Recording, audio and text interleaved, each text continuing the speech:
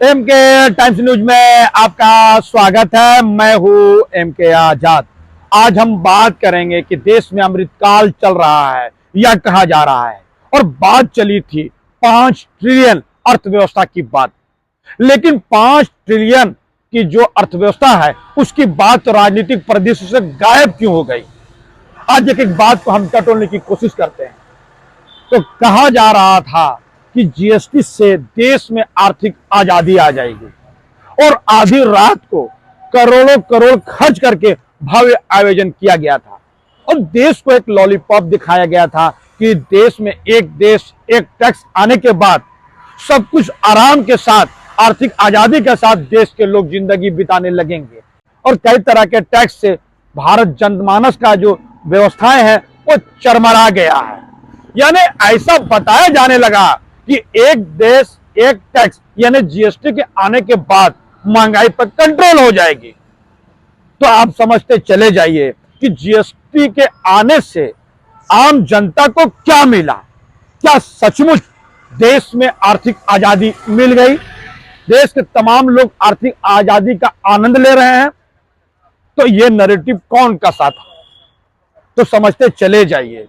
जहां जीएसटी के आने के बाद जिस तरह से पेट्रोल महंगा होता चला गया, सरसों तेल 200 के पार चले गए, और कौन चीज कब उठकर कहां चल जाए, 20 से 25 रुपया वाला प्याज कब सेंचुरी मार दे पता ही नहीं चलता है। कौन जिन्स कब उछाल मार दे ये किसी को पता ही नहीं चलता है। और राहुल गांधी का यह बयान कि 40 का लहसुन अब 400 में मिलने लगा। गोलकी जो कभी 200 से 400 के बीच हुआ करता था वो कभी 1000 रुपया के पार चला जाता है।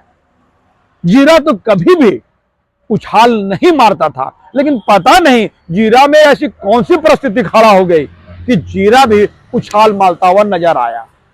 यानी कभी 2 से 4 जिन्सों का जो खाने पीने का सामान है उसमें कब उछाल आ जाए जनता भी हैरान हो जाती है। कभी आलू उछल जाता है, कभी टमाटर उछल जाता है, कभी चावल में उछाल, तो सब कुछ होता हुआ दिखा।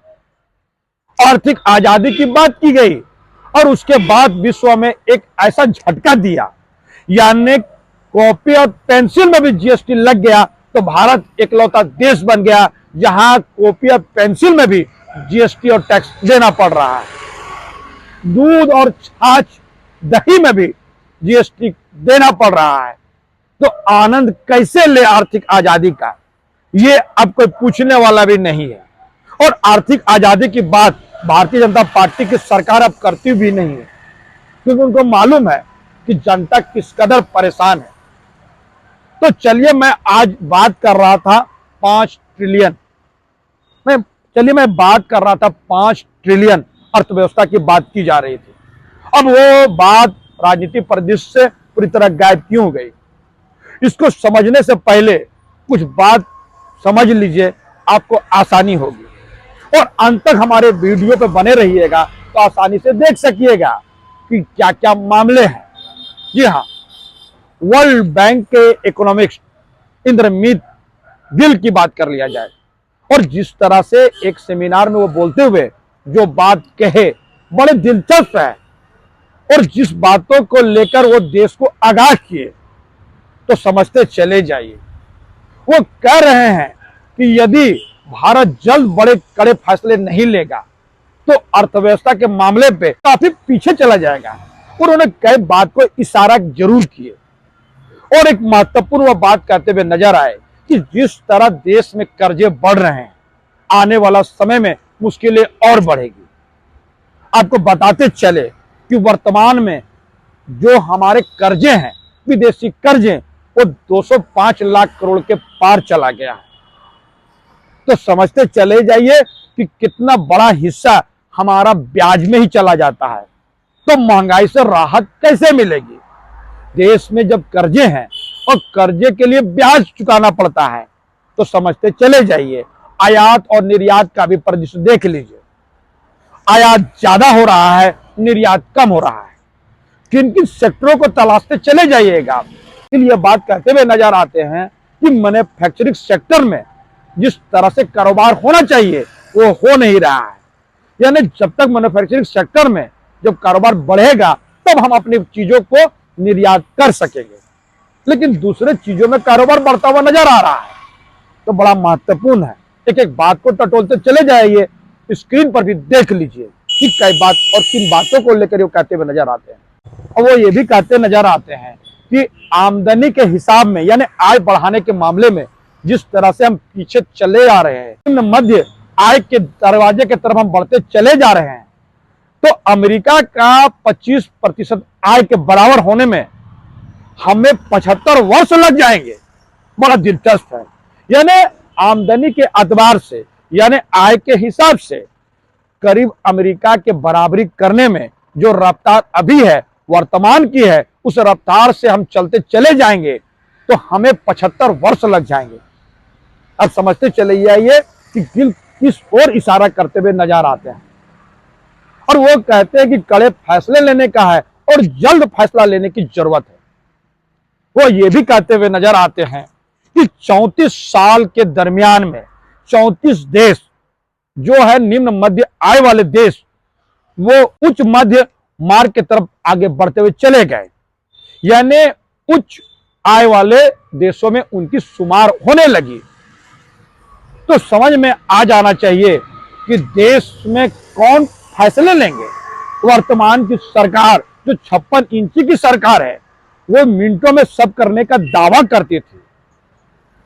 तो राजनीति पर नजर रखने वाले ये स्पष्ट तौर से नजर आते हैं कि ये वर्तमान की सरकार से कुछ होने वाला बिल्कुल नहीं है।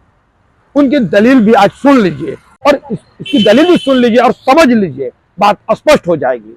उनकी दलील है कि जिस देश के प्रधानमंत्री घंटों घंटों अपने भाषण को देने में लगा दे, चुनावी प्रचार प्रसार में पूरा समय व्यतीत कर दे, तो देश के फैसले लेगा कौन। तो समझते चले जाइएगा। ये भी कहते हुए नजर आते हैं, राजनीति पर नजर रखने वाले ये भी कहते नजर आते हैं कि देश में हो तो चुनाव प्रचार में है और नहीं तो विदेश यात्रा में हो। और विदेशी यात्रा से देश को फायदा क्या हो रहा है, यह बताने के लिए भारतीय जनता पार्टी की सरकार और मोदी सरकार कभी सामने आती नहीं। तो समझ लीजिए, उनके बातों में दम जरूर दिखता है। देश को जानने का हक जरूर है कि जितने विदेशी दौरा हो रहा है उसमें देश का जो खर्चे हो रहे हैं उससे देश को फायदा क्या हो रहा है, इस बारे में गोल मटोल बात किया जा रहा है। लगातार कर्जे पे कर्जे लेकर घी पीने का काम चल रहा है। तो समझते चले जाइए, नारा गढ़ने में मोदी सरकार किसी से कम बिल्कुल नहीं है।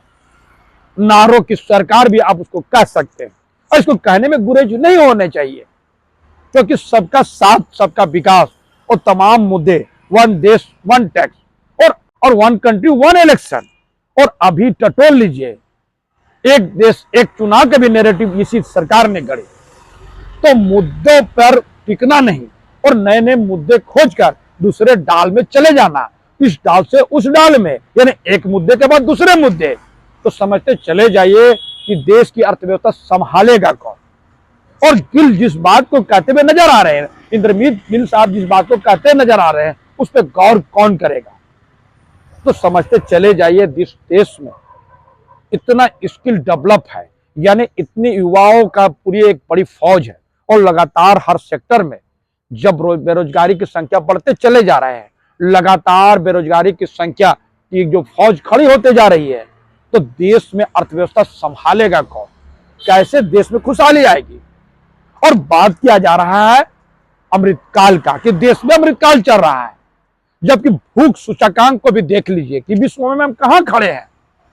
खुशहाल देशों का सूचकांक देख लीजिए, हम कहां खड़े हैं। इस पर बात करने के लिए तैयार नहीं है। देश में इस वक्त में चल रहा है देश खोदो अभियान, यानी तमाम गड़े मुर्दे जरूर खोज लेना है, ऐसे मुद्दे जिससे जनता का सरोकार बिल्कुल नहीं है। भावनात्मक मुद्दे को उठाकर वोट बैंक को साध लेना वर्तमान की सरकार की नियति होते हुए दिखती है। कि देश की चिंता करेगा कौन, कौन पूछेगा कि देश में इतने कर्जे जो लिए गए हैं उस कर्जे का हुआ क्या। और प्रधानमंत्री जो कहते हैं कि मैं चाय वाला हूं, और जब 8,000 करोड़ उनके विमान में खर्चे होते चले जाए और नए संसद भवन बनाने में अरबों रुपया खर्च होता हुआ चला जाए, तो तो देश का खाका खींचेगा कौन, देश का डेवलपमेंट के बारे में सोचेगा कौन। और इंद्रजीत गिल साहब को तो मालूम होना चाहिए, लेकिन उनकी चिंताओं पर गौर करते हुए चले जाइए। और कई अर्थशास्त्री लगातार ये कहते हुए नजर आते हैं कि जिस तरह से देश जिस दिशा में आगे बढ़ते चले जा रही है और कर्जे कम नहीं हो रहे हैं और लगातार राज्य दर राज्य भी उनको भी टटोल लीजिए, तो सभी को फ्री बांटने का एक बड़ा ट्रेंड चल गया है।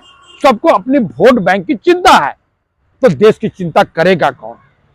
ऊपर से लेकर नीचे तक तमाम लोग अगर इसी तरह से डिसीजन लेते रहे तो अर्थव्यवस्था के क्या हाल होगा आप आसानी से समझ सकते हैं। तो गिल के इस तमाम चीजों को स्क्रीन पर आप देख लीजिए, बारी बारी से देख लीजिए, स्पष्ट होता हुआ दिखेगा।